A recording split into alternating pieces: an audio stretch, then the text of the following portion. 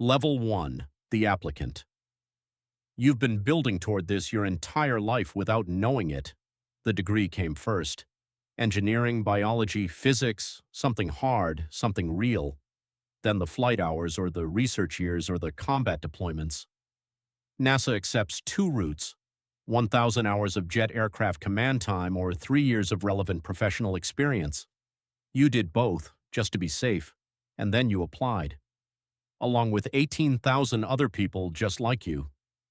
The selection process takes 18 months. NASA interviews around 120 of the most promising candidates. From that pool, just 8 to 14 people get in. Your odds are roughly 0.05%. That's not a typo. Here's what makes it darker. The people you're competing against aren't average. They're surgeons with PhDs who fly fighter jets on weekends, Marine colonels with published scientific research. The rejection letter, if it comes, doesn't mean you weren't good enough for most things. It means you weren't the single most exceptional person in a field of the most exceptional humans on Earth. Most people who apply never stop being qualified. They just never get the call.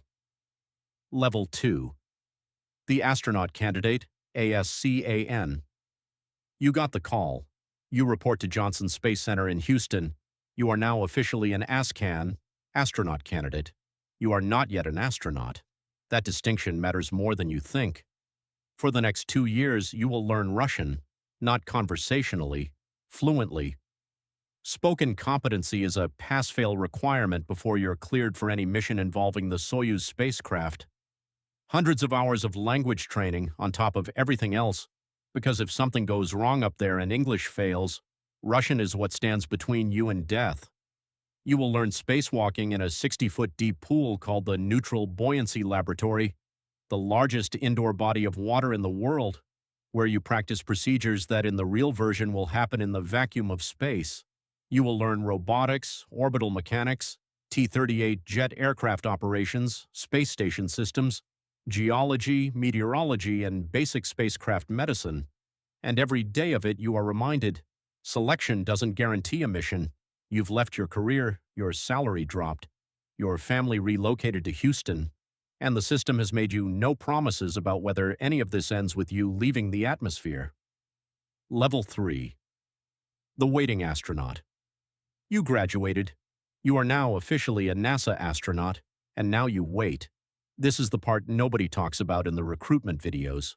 Mission assignments can take years after graduation. The ISS has limited crew slots. Launches are scheduled around operational needs, not seniority or merit alone.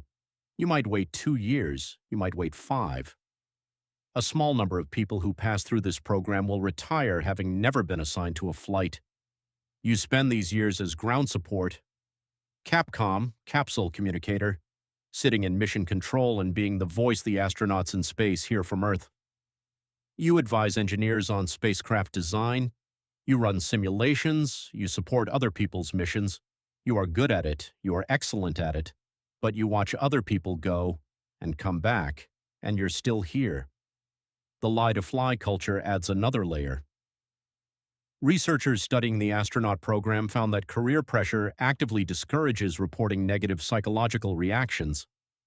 If you admit the waiting is breaking you, if you say the confinement drills trigger something, if you admit the isolation training left you more affected than expected, you risk being quietly moved further down the list. So you don't say anything, and you wait. Level 4, Launch Day. Your assignment came through. The mission-specific training alone takes 18 months. You learn every system on the spacecraft you'll be flying, every contingency, every failure mode. You run simulations until your responses are automatic, because in space, automatic is the only speed that keeps you alive. And then the day comes. You sit inside a capsule on top of millions of pounds of fuel. The launch itself is violent, acceleration forces pushing you into your seat at multiple times the weight of gravity.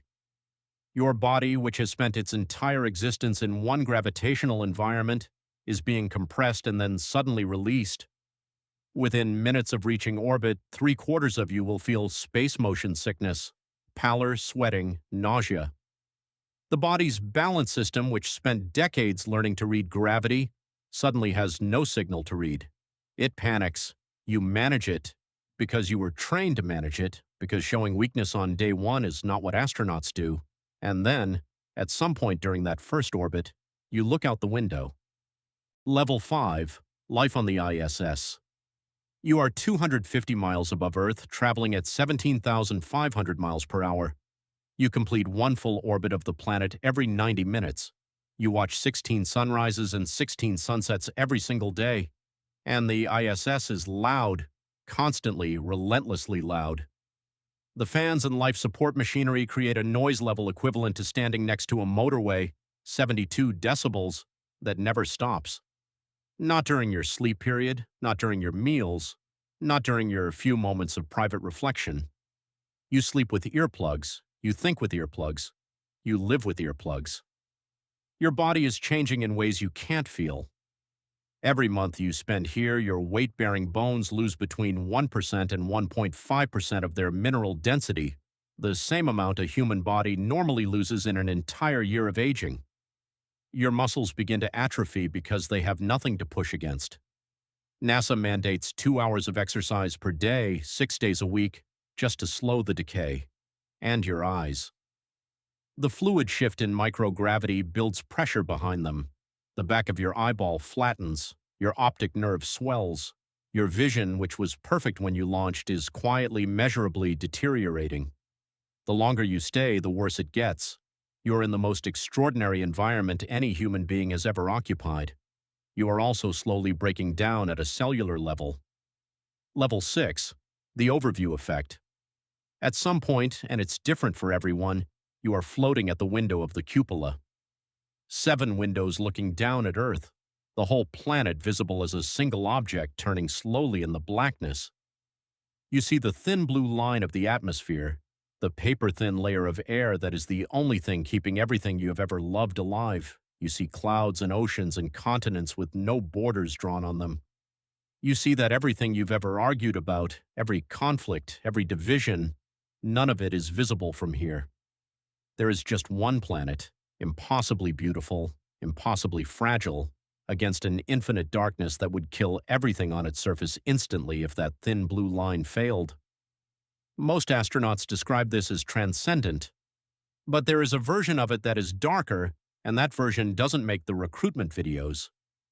William Shatner came back from space weeping, not from wonder, from grief. He said he saw the destruction of Earth from up there and felt overwhelming sadness. Researchers have found that for some astronauts, the overview effect is isolating. You've seen something no words can communicate, and you come back to a world of people who will never understand what you experienced. You carry it alone. Level 7, the return. Coming home is more violent than going. Re-entry is brutal. The capsule shakes, rumbles, and tears through the atmosphere with enough heat to ionize the air around it into plasma. Astronaut Bob Behnken described the Dragon capsule as coming alive, shimmying and rattling in ways that made the training simulations feel like a gentle preview. Parachute deployment snaps the capsule hard, and then gravity returns, all at once. Your body, which adapted completely to weightlessness over months, is suddenly being pulled down by a force it had forgotten. You cannot walk. You are lifted out of the capsule and placed in a chair. Your cardiovascular system has to relearn how to pump blood upward against gravity. Your inner ear, which stopped registering gravity months ago, is sending confused signals to a brain that doesn't know which way is down. 1/3 of your muscle fiber size can be lost in less than 2 weeks in space. After 6 months, some muscles take 2 to 4 years to fully recover.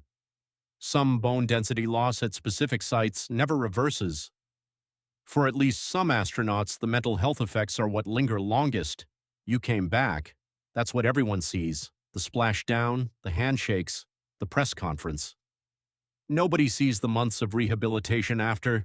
Nobody sees the quiet recalibration of a life that fit before you left and somehow doesn't fit quite the same way anymore. That's what it actually is, not the version with the soaring music and the flag on the moon. The version with the waiting, the bone loss, the constant noise, the eyes that don't come back quite right, the perspective that isolates as much as it elevates. And yet, every year, tens of thousands of the best humans alive, line up and try to get in, because for all of it, there is still that window, that thin blue line, that view that no words have ever been able to fully carry back to Earth. This is the living rank. Subscribe, and we'll see you inside the next one.